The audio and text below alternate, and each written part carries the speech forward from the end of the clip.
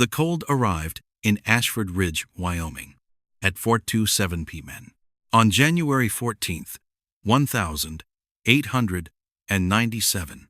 It did not come with drama, no sirens, no warning bells, no sense that anything historic was about to happen.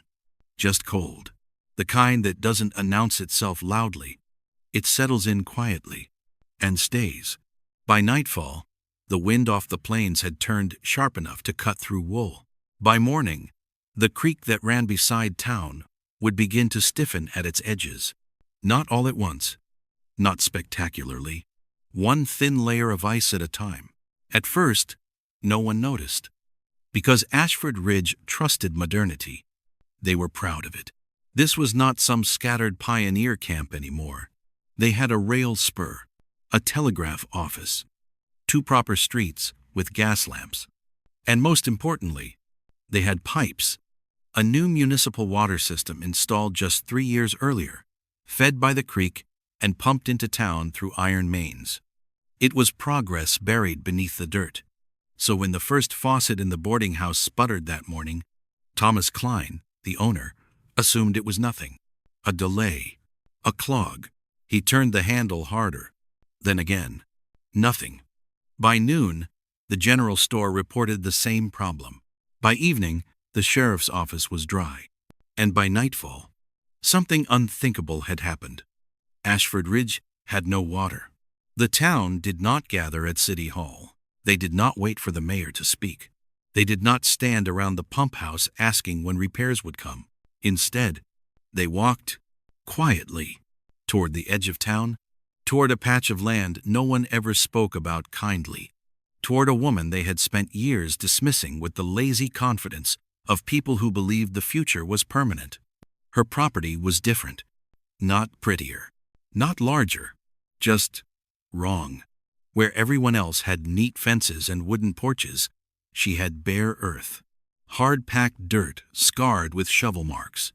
And in the center of her yard, a heavy timber cover reinforced with iron bands. Beneath it, a hand-dug well. For years, it had been a joke.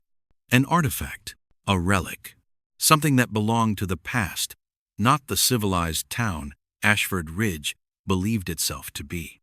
They laughed at it openly at first, then privately, then not at all, because ridicule eventually becomes boring when the target never reacts. "She's preparing for the 1700s, someone once said, loud enough for others to hear. Another called it a fear of progress. Even her own kin had tried to stop her. "You don't need that anymore," they told her. "We have infrastructure now." She listened and kept digging. Her name was Margaret Hale, a widow of 38. Not dramatic, not tragic, simply quiet. She spoke when spoken to, watched more than she talked, left gatherings early. Most people couldn't remember when she'd come to Ashford Ridge. They only knew she was there, and that every summer, without fail, she did the same thing. She dug, no hired hands, no machines, just her, a shovel, a rope pulley, and time. Day after day, week after week, neighbors passed by on their way to church, on their way to the saloon, on their way to picnics by the creek, and Margaret was always there, digging. At first, some tried to understand it. They asked questions. Is it a hobby? Is it for emergencies? Is it symbolic? Margaret never gave satisfying answers. She didn't speak of disaster. She didn't preach about doom. She spoke of something far less exciting. Delays. Inconvenience, she said once. She noticed patterns, not prophecies, not visions. Patterns. Winters that lasted longer each year. Repairs that took weeks instead of days. Small failures no one seemed responsible for. She did not expect the end of the world. She expected the world to stutter. And she understood something most people do not. Civilization does not usually collapse with a scream. It collapses with silence. The well went deeper every year.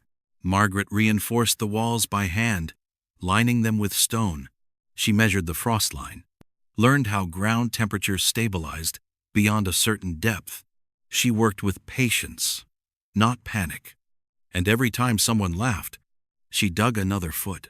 By the time the town stopped noticing her entirely, the well was already deep enough to reach water, untouched by surface freezes, deep enough to stay liquid when everything above turned solid, deep enough to wait. Then came the winter that changed nothing. At first, no blizzard worth naming, no headlines, no dramatic warning, just cold, relentless, ordinary, unforgiving. The pipes did not burst all at once. They cracked quietly beneath the streets. Valves seized, pressure dropped, flow slowed, until, eventually, it stopped. That morning, Ashford Ridge woke up dry. No coffee, no washing, no livestock troughs filled. At first, people laughed it off. Give it a day. The pump crew will fix it. This is why we built pipes in the first place. But by nightfall, no water flowed. No announcement came. And that is when someone remembered. The well. They did not say Margaret Hale's name. They did not announce it publicly. They simply walked. One person at first, then another, carrying buckets, toward the edge of town, toward the woman they had called foolish.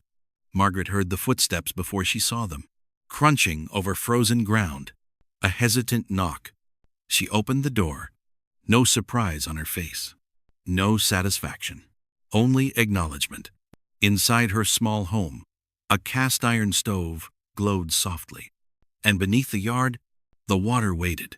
Margaret Hale had known this moment would come, not because she predicted apocalypse, not because she believed the world was ending, but because she understood something simple.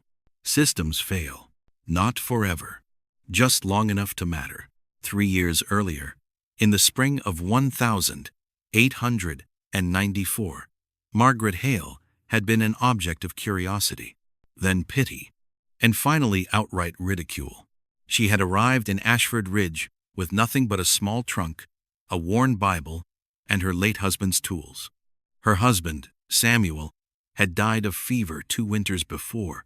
The town had offered condolences, then moved on. Ashford Ridge was not cruel. It was simply busy being proud of itself. They were building something modern here, a future. And Margaret, quiet as she was, seemed to belong to another century. When she purchased the small parcel of land at the edge of town, most assumed she would build a modest cabin and keep to herself. Instead, she went to the land office with a request that made the clerk blink twice. "I'd like to register a private well." The clerk, a young man with ink-stained fingers, frowned. "A well?" Margaret nodded. He gestured vaguely toward the center of town. "Ma'am, we have pipes now." She nodded again. "I know." The clerk chuckled, as if she were making a joke. Margaret did not smile. Word traveled fast.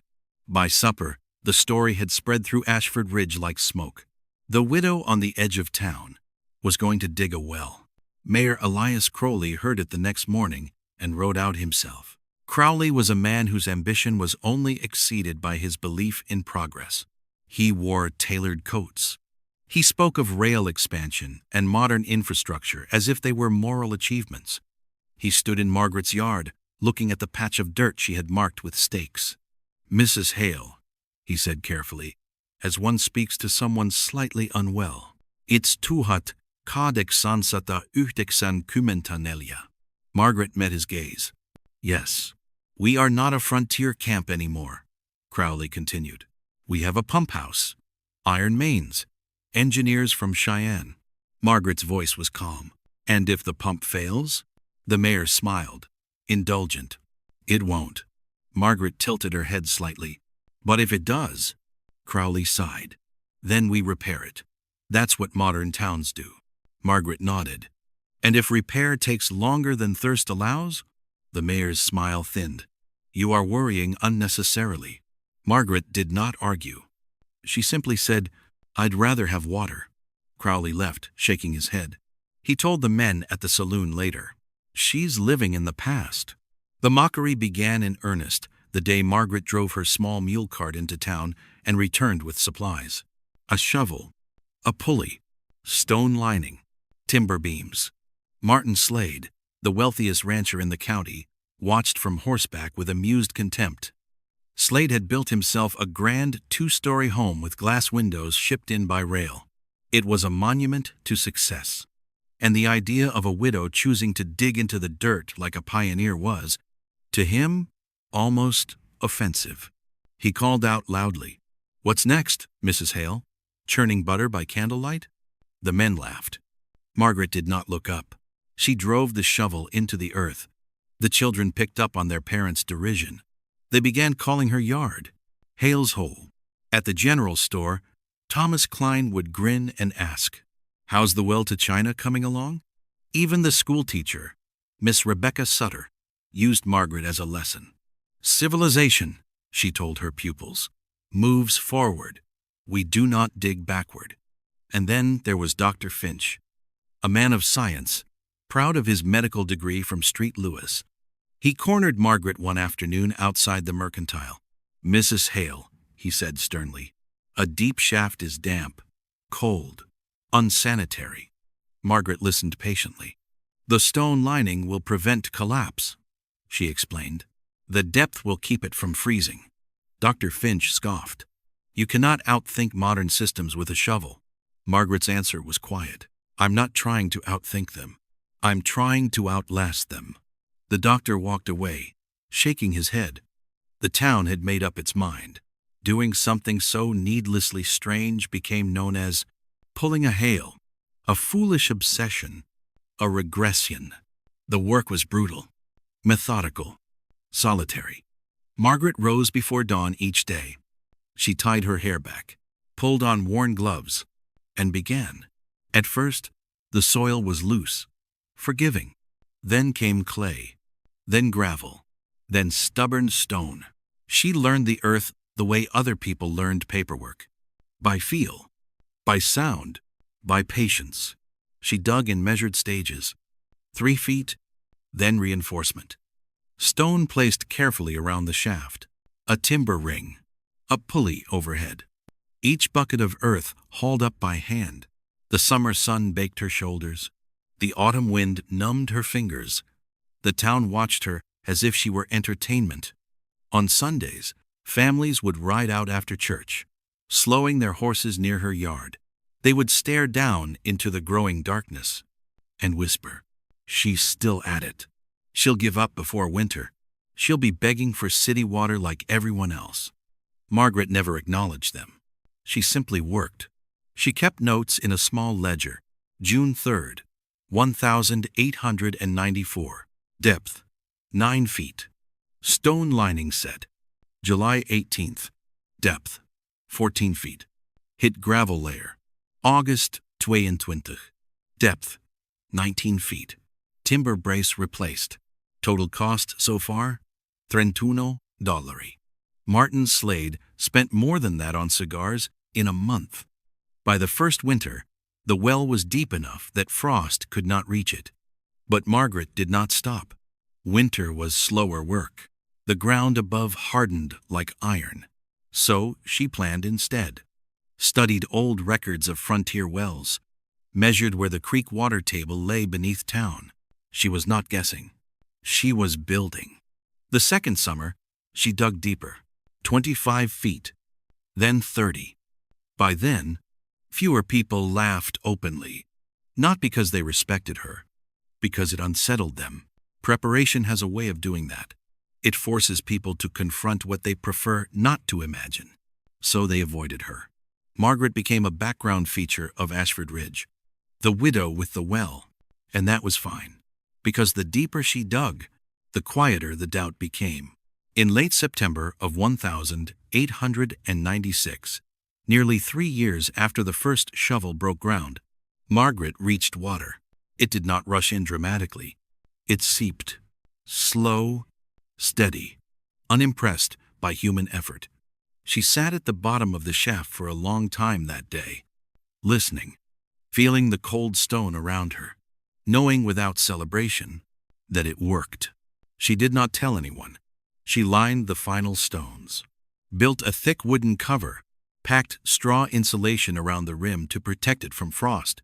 She installed a simple hand pump. Nothing fancy, nothing modern. Just physics, just depth, just rules older than any town council. And the jokes returned briefly. Found oil yet? Still living in the past? Margaret smiled politely and kept preparing. Because she wasn't afraid of disaster, she was afraid of silence. The silence that comes when nothing works, and everyone realizes at the same time that the system they trusted has no backup. That silence arrived on January 15th, 1897. The pipes froze, the pump house groaned, and Ashford Ridge went dry. On the first night, the town still believed it was temporary. On the second, irritation sharpened. By the third, it became something else. Livestock troughs sat empty. Families melted snow in kettles. The hotel shut its doors.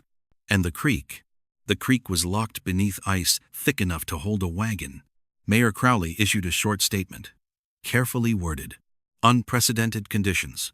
Crews are working tirelessly. But words do not fill buckets.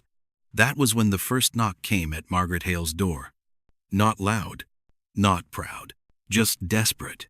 She opened it to find Thomas Klein, the store owner, his cheeks raw with cold. He held a bucket in both hands, as if it were heavier than iron. He could not quite meet her eyes. "My wife," he began. "She's sick.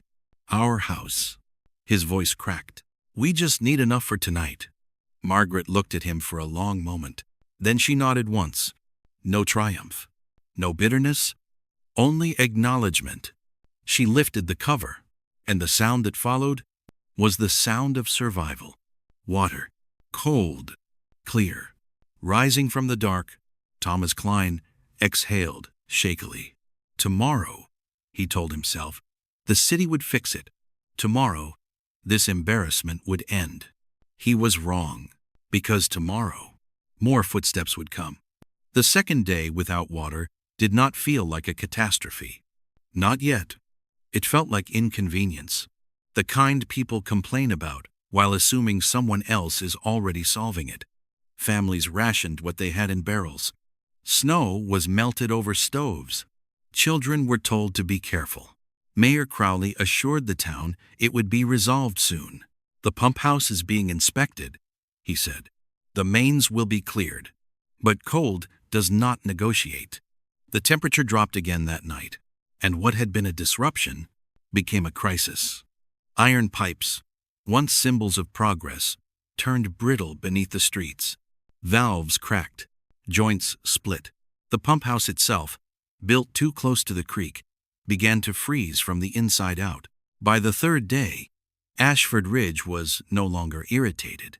It was frightened. The problem was not thirst. It was dependence. People realized how many things required water. Heat, sanitation, cooking, livestock. The boarding house could not wash linens. The saloon could not serve coffee. The school closed early. Dr. Finch began seeing patients with cracked lips, fever, and frostbitten fingers from hauling snow. The hotel's guests left on the morning train. And still, no water returned. The creek remained sealed under ice, thick as a man's forearm. On the fourth day, the town changed. Routine fractured. A rancher's cattle collapsed from dehydration. A fire broke out in the bakery stove, and there was no water to contain it, only frantic men throwing snow and dirt until the flames choked out. At the church, Reverend Phelps prayed aloud for mercy.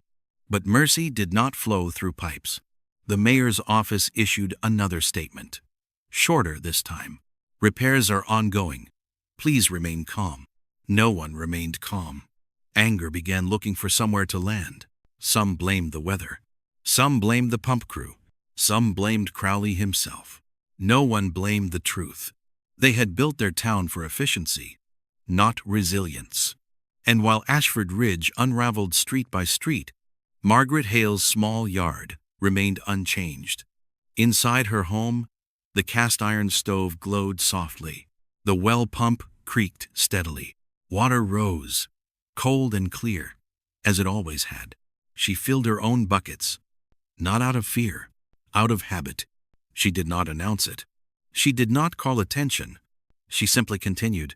On the 5th day, the footsteps began. The first had been Thomas Klein, trembling with embarrassment. The second was Mrs. Avery from the boarding house, her cheeks hollow with exhaustion. Then came a ranch hand, hat in his hands, eyes downcast. Then 2 children sent by their mother, carrying a pail too heavy for their small arms. Each arrival was quieter than the last. No jokes, no laughter, only need. By afternoon, Margaret's yard held a line. Not long, not yet, but unmistakable. People stood apart at first, as if distance could preserve dignity. They stared at the ground, at their boots, at the frost, anything but at the woman who had been right. Margaret did not speak much. She lifted the cover, lowered the bucket, let the rope creak, let the water rise, 1 bucket at a time. By evening, the line doubled. Word traveled faster than telegraphs when survival was involved. Not in announcements, in whispers. She has water. The well works. The widow's well. On the 6th day, the procession became constant. Families came with barrels on sleds. Men came with carts. The very people who had mocked her, who had called her primitive, now fought their way through bitter wind to the edge of town. They arrived half-frozen, humbled, their pride scoured away by cold more indifferent than any insult. Margaret welcomed them all. She never once mentioned the jokes. There was no room for gloating, only survival. The yard became a quiet gathering place.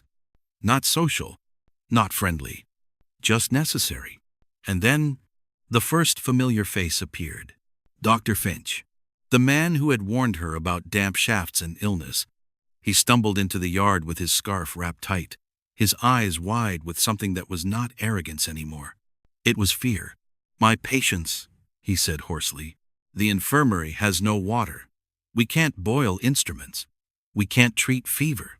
Margaret nodded. She filled his containers without hesitation. Dr. Finch's hands shook as he took them.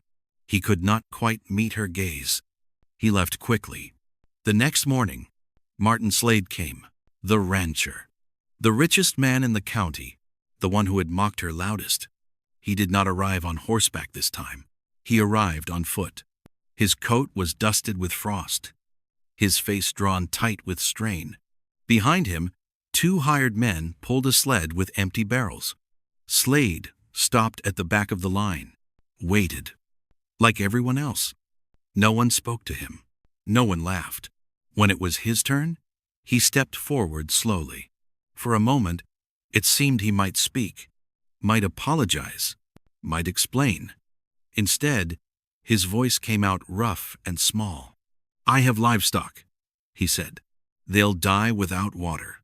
Margaret studied him. Then she filled his barrels. The rope creaked.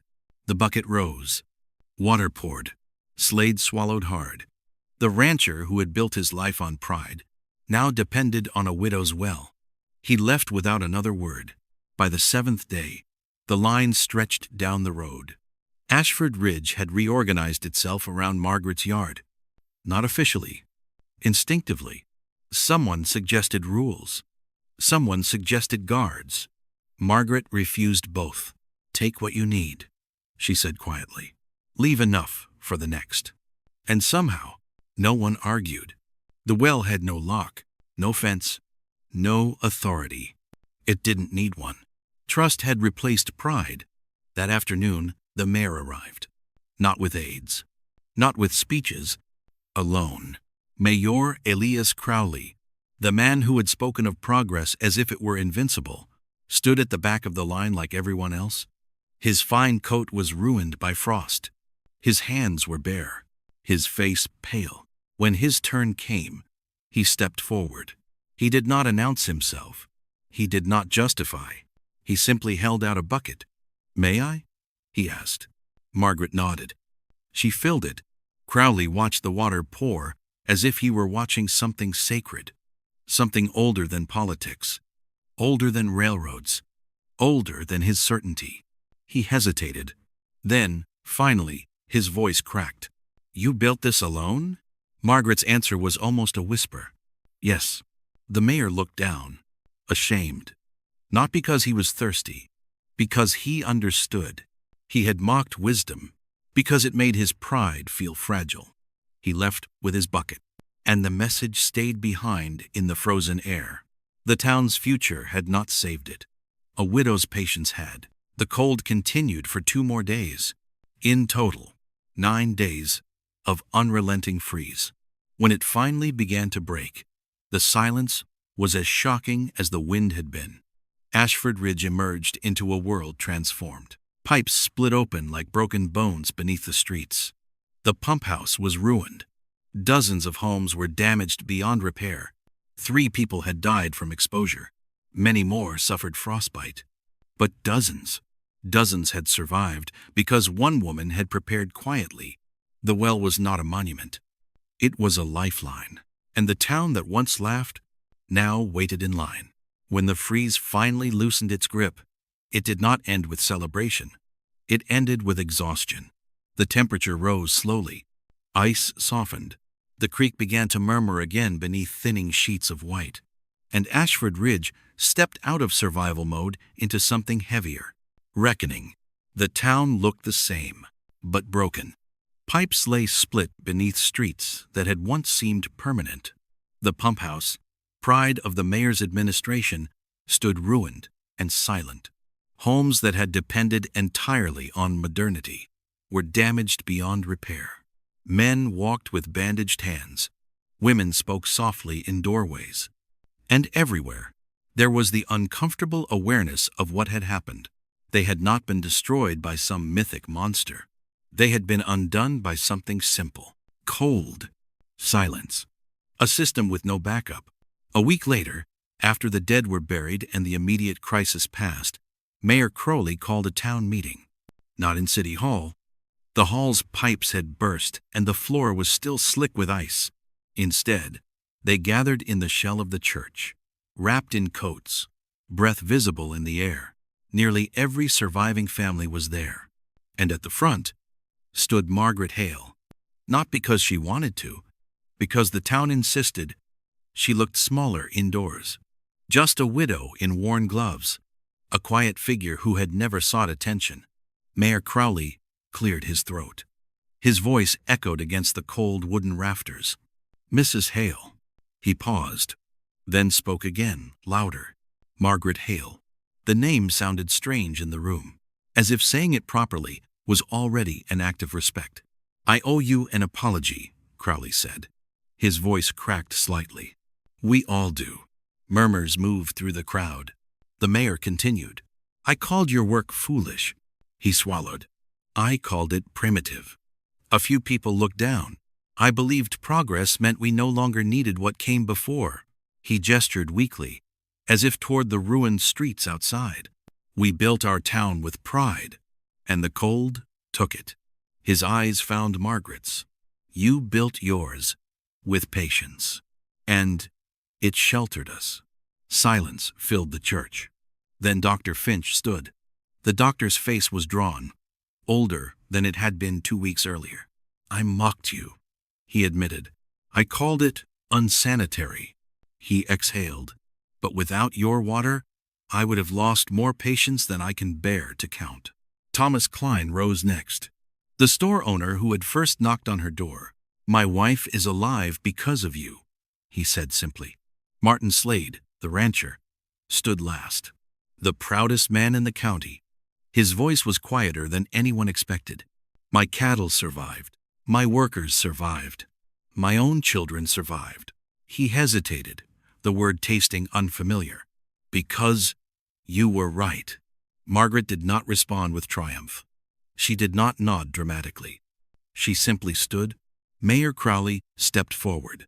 "We laughed," he said, "and then we begged." The words landed like a stone, because everyone knew they were true. Crowley took a breath. "From this day forward, Ashford Ridge will not build as if comfort is permanent." He raised his voice. We will build as if failure is possible. The town council had already voted. Funds would be allocated. The pump house would be rebuilt higher, insulated properly. Backup cisterns would be installed. And private wells, once mocked, would now be permitted. Encouraged, the meeting ended quietly. People filed out into the cold afternoon. Margaret did not linger. She never liked gatherings. She returned to the edge of town, to her small yard. To her, well, spring came slowly. The creek ran again. The pipes were repaired one street at a time. Water returned to faucets with cautious relief. But something had changed. People turned handles gently now, as if afraid the sound might vanish again. The town no longer assumed. Children, years later, would ask their parents, why did the pipes freeze? And their parents would struggle, because the answer was uncomfortable. Because the pipes froze. But the failure was deeper than iron. It was attention. It was arrogance. It was the belief that modern meant invincible. Margaret Hale never became famous. She gave no interviews. She wrote no memoir. She did not want to lead. She had never wanted recognition, only continuity. She lived quietly for many years after the freeze. And though she remained a private woman, she was never again invisible. The phrase "pulling a Hale" survived in Ashford Ridge. At first, it had meant doing something foolish. Later, it meant doing something with uncommon foresight, something wise enough to look strange. Margaret died peacefully in her sleep in 1919, at the age of 60. The town gathered, not out of obligation, but out of memory. They did not build her a statue. They did not name a street. They did something simpler. At the edge of her yard, beside the timber cover reinforced with iron bands, they placed a small bronze plaque. It read, Margaret Hale, mocked as primitive, proven as prepared. When progress went silent, the well endured. She reminded us that survival is not built on pride, but on attention. The well remains, not as a monument, as a reminder that convenience does not cancel physics, that progress does not erase winter, that preparation is not paranoia. It is respect for a world older, stronger, and far less forgiving than human certainty. And most of the time, the person everyone laughs at is simply the only one listening.